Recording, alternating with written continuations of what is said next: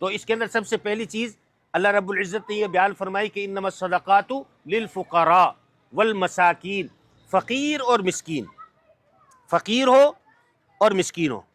فقیر کہا جاتا ہے اس آدمی کو کہ جس کے پاس اپنی ضرورت کو پورا کرنے کا ایک دن کا خرچ موجود ہو،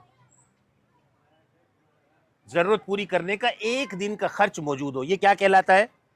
فقیر۔ قوت یومہ، ایک دن کی ضرورت پورا کرنے کے لیے جس کے پاس اخراجات موجود ہو وہ کیا ہے؟ فقیر۔ اور جس کے پاس ایک دن کا خرچ بھی موجود نہ ہو وہ مسکین ہے۔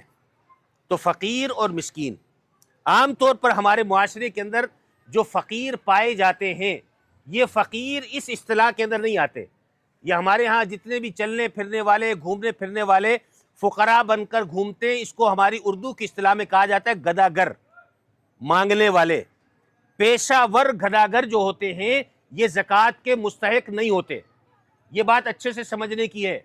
ہمارے ہاں عام طور پر یہ جو دن آتے ہیں، رجب کا مہینہ آ گیا، رمضان کا مہینہ آ گیا، تو ان دنوں کے اندر فقیروں کی بہتات ہو جاتی ہے، اچانک فقیر نکل آتے ہیں، کیونکہ ان کو معلوم ہے کہ خرچ کرنے کا لوگوں کا مزاج بنا ہوا ہے۔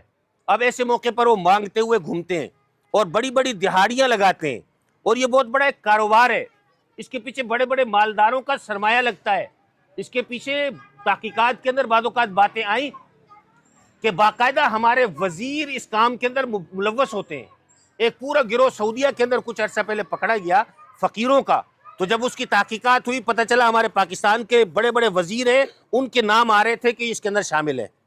تو یہ باقاعدہ طور پر ایک منظم قسم کا گروہ ہے کہ جو مانگنے کے اندر لگا ہوا ہے، اور حقیقت کے اندر یہ مستحق نہیں ہوتے۔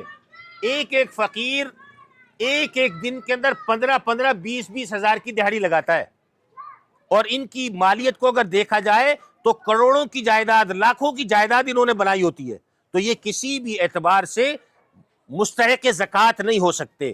تو ایسے لوگوں کو جو مانگنے کے عادی ہو جائیں، اپنا ہاتھ پھیلانے کے عادی ہو جائیں، گداگر بن جائیں، ایسے لوگوں کو زکوٰۃ کی رقم دینا قطعاً جائز نہیں ہے۔ ایسے لوگوں کو زکوٰۃ کی رقم بالکل نہیں دینا چاہیے۔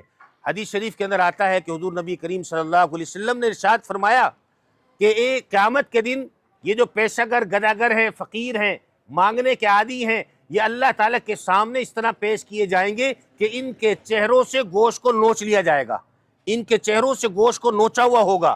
اس حالت کے اندر یہ اللہ تعالیٰ کے دربار کے اندر قیامت کے دن پیش کیے جائیں گے۔ تو یہ فقیر اور مسکین وہ ہیں کہ جو حقیقتاً فقیر اور مسکین ہوں، یہ عام طور پر پیشہ ور گداگر اس کے اندر داخل اور شامل نہیں ہے۔